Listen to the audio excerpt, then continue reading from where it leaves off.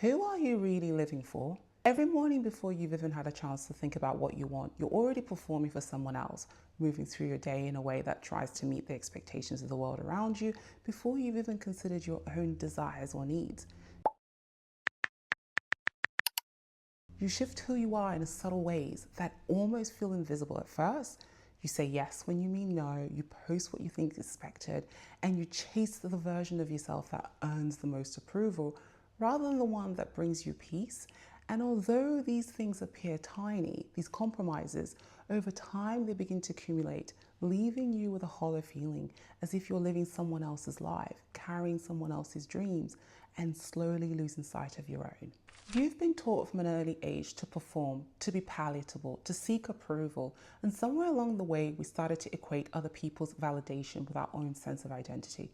But the truth is that living for everyone else is a slow erosion of the self, a process in which we lose ourselves in tiny compromises, in the moments we silence our own truth to maintain peace, in the choices we make to avoid disappointing others, until eventually we reach a point where we've forgotten who we are, who we truly wanted to be, our true selves. You know, if I even look at my own self, my background is Nigerian heritage, and I've always been brought up with the concept that these are the things that you achieve in life. You get the best grades possible, you go to the best schools, you go to the top universities, you either become a doctor, a dentist, a lawyer, in that order, and then you get married and have 4 kids and live happily ever after. There's nothing absolutely wrong with that. In fact, it's something that I always aspired to, wanted truly in my heart. But in between that, there was an expectation of you to be a certain version, for you to be worthy of these things, for you to be approved by the people who, I guess to a certain extent, would give the word out that you were good enough to make these different milestones. And it was always expected of you to be a very quiet appearing kind of woman. You weren't supposed to challenge thoughts around you. If an opinion was given, particularly by a man, you were supposed to accept that that was gospel. You weren't supposed to have a personality, as often I would be told, would appear as if it was too big. And for a long time, I truly believed that. And I tried to be a quieter version of myself. I tried to be a version of myself that wasn't full of joy and vivacious, because that's just who I am. I come into a room, I want to light it up. I want to make sure that I'm having a great time and the people around me are having a great time in terms of conversation. That's just who I am naturally. And for a long time, I was told that this was something not expected of a good woman, of a certain type of woman that would aspire and get these goals. But slowly I learned that this wasn't the case. In order for me to be true to myself, in order for me to fulfill the purpose that God had for me, I maybe had to risk the disapproval of a lot of people. I maybe had to risk letting go of some people who would just never be able to accept that this is who you are.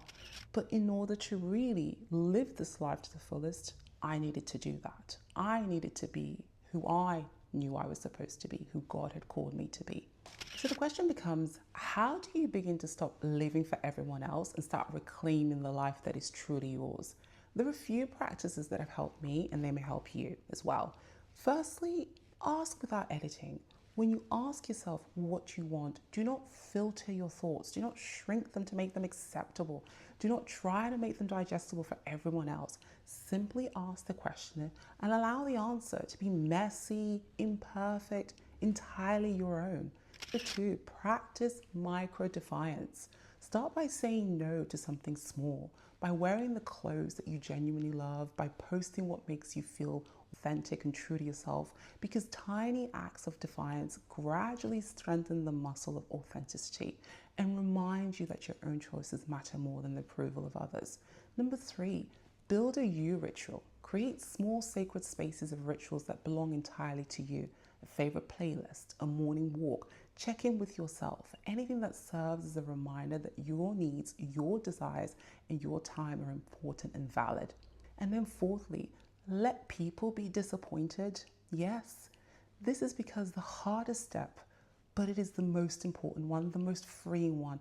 Allow people to be confused, disappointed, release the need to manage their feelings, and understand that you are not here to be understood or validated by others, but to live a life that is whole, authentic, and entirely your own. You do not owe anyone a performance. What you owe yourself is a life that feels like home, a life in which your choices, no matter how small, reflect who you truly are. And allowing yourself to step into that truth moment by moment, you begin to rediscover life, that it's entirely beautiful, that it's entirely what you decide to make it.